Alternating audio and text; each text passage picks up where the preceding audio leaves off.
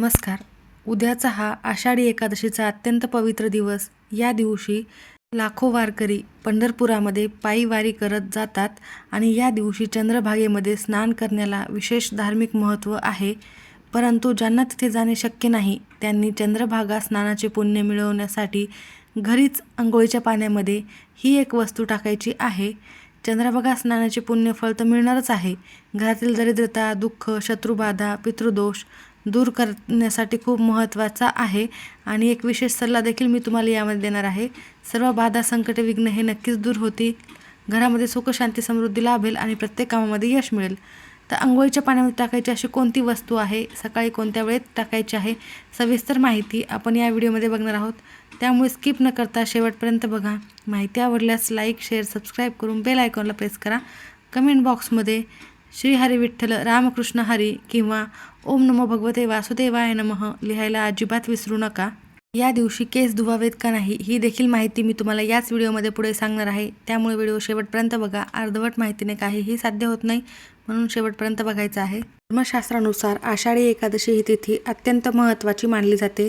देवशयनी एकादशी असे देखील याला म्हणतात. वारकरी संप्रदाय सर्वात मोठा उत्साह या दिवशी साजरा करत असतो. या दिवसापासून चातुर्मासाला सुरुवात होते आणि ही आषाढी एकादशी भगवान विष्णूंना, विठ्ठलाला समर्पित आहे. या आषाढी एकादशीच्या दिवशी भगवान विष्णू निद्रा अवस्थेत जातात आणि तेव्हाच चातुर्मासाला सुरुवात होत असते.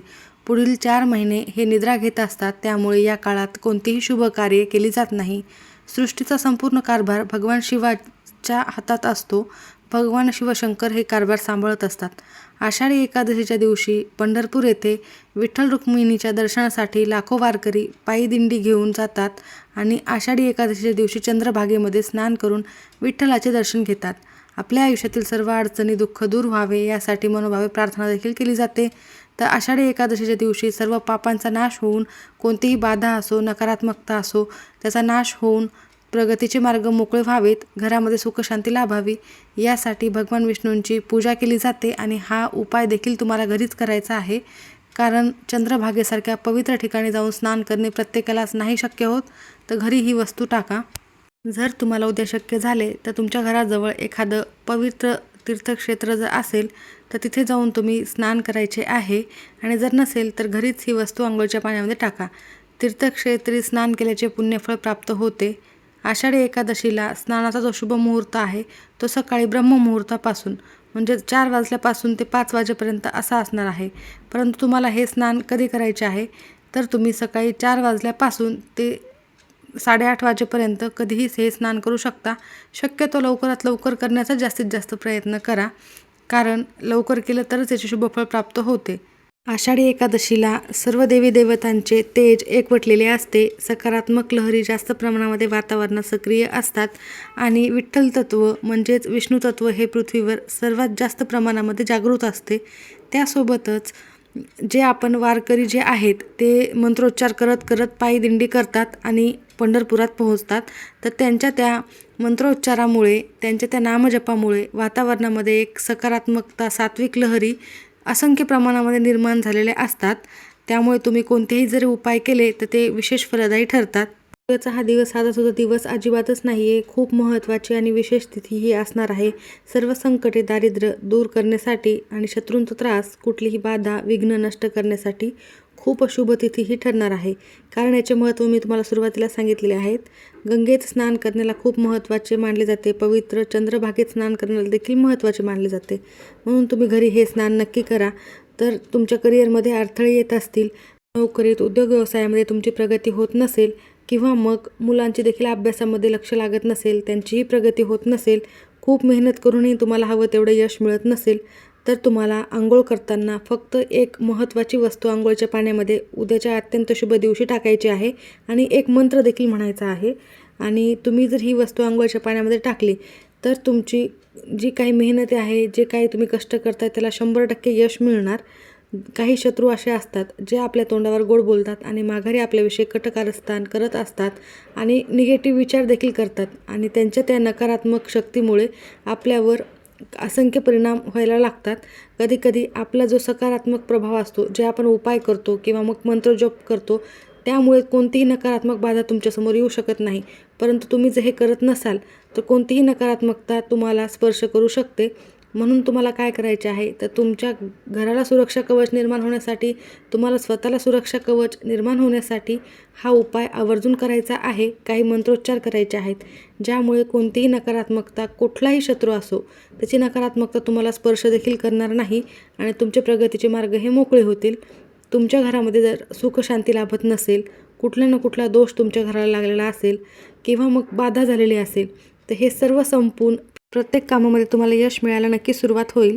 तर मंत्र कोणता आहे जो तुम्हाला आवर्जून म्हणायचा आहे हे देखील शेवटपर्यंत बघा. तर उद्या शनिवार देखील आहे. हनुमानाचा आणि शनिदेवतेच्या देखील आशीर्वादासाठी तुम्हाला हा उपाय खूप फायदेशीर ठरणार आहे. तर मैत्रिणींनो, मी तुम्हाला या व्हिडिओमध्ये 5 वस्तू सांगणार आहे ज्या आपल्या स्वयंपाकघरातच असतात. परंतु 5 वस्तू तुम्हाला टाकणं शक्य नसेल तर एक प्रभावी वस्तू तुम्हाला अंघोळीच्या पाण्यामध्ये टाकायची आहे. मुहूर्त मी तुम्हाला सांगितलेलाच आहे. तर तुम्हाला हा उपाय करण्यापूर्वी तुमच्या घराचे अंगण स्वच्छ करायचे आहे. त्यानंतर तुम्हाला चिमूटभर हळद पाण्यामध्ये मिसळून तुमच्या अंगणामध्ये शिंपडायचे आहे, ज्यामुळे तुमच्या घराच्या आजूबाजूची सर्व नकारात्मक शक्ती नष्ट होत असते. त्यानंतर तुम्हाला अंघोळीच्या पाण्यामध्ये टाकायची सर्वात महत्त्वाची पहिली वस्तू म्हणजे चिमूटभर हळद टाकायची आहे. कुंडलीतील गुरुग्रह मजबूत करण्यासाठी आणि विष्णू देवतांची कृपाप्राप्ती होण्यासाठी, सुखसमृद्धी मिळवण्यासाठी हळद ही अत्यंत महत्त्वाची आहे. त्यानंतर गंगाजल टाकायचे आहे. चंद्रभागेत स्नान केल्याचे पुण्यफळ तुम्हाला हे गंगाजल टाकून नक्की मिळणार आहे. तुमच्याकडे नसेल तर बाजारातून तुम्ही नक्की घेऊन या. ज्या ठिकाणी पूजा साहित्य मिळते तिथे तुम्हाला गंगाजल मिळेल. त्यानंतर तुम्हाला थोडेसे खडे मीठ टाकायचे आहे. खडे मीठ नसेल तर मग साधे मीठ टाकू शकता. नकारात्मक ऊर्जा, वाईट नजर, शत्रूंचा त्रास नष्ट करण्यासाठी खूप महत्त्वाचे आहे. त्यानंतर तुम्हाला मंत्र देखील म्हणायचा आहे बरं का. ह्या वस्तूच टाकायच्या नाही तर अत्यंत महत्त्वाचा मंत्र म्हणायचा आहे. त्यानंतर तुम्हाला दुसरी वस्तू आहे ती म्हणजे भगवान विष्णू क्षीरसागरात निद्रास्त होतात, म्हणून या दिवशी तुम्हाला विशेषतः कच्चे दूध टाकायचे आहे. आणि त्यानंतर सर्वात महत्त्वाची जी अंघोळीच्या पाण्यामध्ये टाकायची विशेष वस्तू आहे, जिला आषाढी एकादशीला अनन्यसाधारण महत्त्व आहे, ती म्हणजे भगवान विष्णूंना आणि विठ्ठलाला अत्यंत प्रिय असलेली तुळशीची पाने किंवा मग मंजुळा. हे खूप पवित्र मानले जाणार आहे. यामुळे तुमचे सर्व शरीर आणि मन हे पूर्णपणे शुद्ध होणार आहे. तर नक्की तुम्ही अंघोळीच्या पाण्यामध्ये ही वस्तू टाका. स्नान करत असताना तुम्हाला मंत्रही म्हणायचा आहे. तर मंत्र म्हणताना तुम्ही गंगे चैमुने चैव गोदावरी सरस्वती नर्मदे सिंधू कावेरी जलेस्मिन सन्निधी कुरु हा मंत्र म्हणू शकता, किंवा हर हर गंगे, ओम नमो भगवते वासुदेवाय नमः या देखील मंत्राचा तुम्ही जप करू शकता. तर या दिवशी केस धुवावेत का नाही हे आपण पुढे बघूयात. पण स्नानानंतर तुम्हाला स्वच्छ पिवळ्या रंगाचे वस्त्र, कपडे परिधान करणे शक्य झाले तर नक्की करा. जर नाहीच जमले तर मग दुसरे कोणतेही करू शकता. फक्त काळ्या आणि निळ्या रंगाचे कपडे तुम्हाला चुकूनही परिधान करायचे नाही आहे. लाल, पिवळे अत्यंत शुभ मानले जातील. केस धुवावेत का नाही हे सांगत आहे त्याआधी एक छोटासा उपाय. आर्थिक वृद्धीसाठी 1 रुपयाच्या नाण्याचा विशेष उपाय तुम्हाला करायचा आहे. तर तुम्हाला भगवान विष्णूंची पूजा करत असताना, म्हणजेच पांडुरंगाची, विठ्ठलाची पूजा करत असताना, त्यांना अभिषेक करत असताना तुम्हाला 1 रुपया घ्यायचा आहे, 1 रुपयाचे नाणे, आणि ते तुमच्या उजव्या हातामध्ये धरायचे आहे. विष्णू सहस्रनाम 1 वेळेला वाचायचे आहे. 108 वेळेला विष्णू मंत्राचा जप करा, किंवा पांडुरंग पांडुरंग असे देखील म्हणू शकता. आणि त्यानंतर ते नाणे भगवंताला अर्पण करायचे आहे. संध्याकाळी ते नाणे तुम्हाला लाल कपड्यामध्ये बांधून तुमच्या पर्समध्ये किंवा ज्या ठिकाणी तुम्ही पैसे ठेवता तिथे तुम्हाला ठेवायचे आहे. हा उपाय तुमच्या कष्टाला यश मिळवून देणारा आहे आणि आर्थिक चणचण देखील भासू देत नाही. तर हा उपाय नक्की करा. तुम्हाला अंघोळ करताना हे पाणी, जेव्हा तुम्ही अभिमंत्रित केलेले पाणी अंगावर घेणार आहात, त्याआधी काही नियम देखील पाळायचे आहेत. तर त्यासोबतच तुम्हाला लाल चंदनाची पावडर मिळाली तर आवर्जून टाका. हे मंगळ ग्रहाचे प्रतीक असून आळस दूर करते. जर तुमच्या मुलांना नेहमी आळस येत असेल किंवा तुमचेही कोणत्या कामामध्ये मन लागत नसेल तर नक्की तुम्ही हे करू शकता. आणि जर लाल चंदन नसेल तर मग थोडेसे कुंकू वापरले तरी चालेल, परंतु लाल चंदन वापरण्याचा प्रयत्न करा. आणि त्यानंतर तुम्हाला तुमच्या शरीरातील वाईट शक्ती नष्ट करायची असतील तर भीमसेनी कापूर देखील वापरू शकता. तर हे तुम्हाला मी विशेष टिप्स दिलेल्या आहेत, त्या तुम्हाला आवडल्या तर त्या देखील नक्की तुम्ही अंघोळीच्या पाण्यामध्ये टाकायच्या आहेत. आता नियम बघूयात. तर सर्वप्रथम तुम्ही अंघोळीला पाणी काढल्यानंतर तुम्हाला तुमच्या उजव्या हाताच्या अनामिका बोटाने पाण्यावर ओम किंवा श्री असे लिहायचे आहे. आणि त्यानंतर या सर्व वस्तू तुम्हाला अंघोळीच्या पाण्यात टाकायच्या आहे. यापैकी 1 टाकायची आहे. विशेष मी तुम्हाला सांगितली ती देखील 1 टाकू शकता. त्यानंतर तुम्हाला डोळे मिटून 3 वेळेला गंगेचे यमुनेचे व हा मंत्र म्हणायचा आहे. मनोमन प्रार्थना करायची आहे की नकारात्मक शक्ती, इडापिडा, नजरबाधा ह्या नष्ट होण्यासाठी. प्रार्थना केल्यानंतर तुमचे लहान मुलं असतील तर त्यांच्याही पाण्यामध्ये या वस्तू टाकल्यावर त्यांना मंत्र म्हणता येत नसेल तर तुम्हीच म्हणायचा आहे व त्यानंतर त्यांनाही स्नान घालायचे आहे आणि तुम्ही देखील करायचे आहे. तर हे शुद्ध स्नान अभिमंत्रित केलेल्या पाण्याच्या स्नानाने नक्कीच तुम्हाला विठ्ठलाचे आशीर्वाद प्राप्त होतील.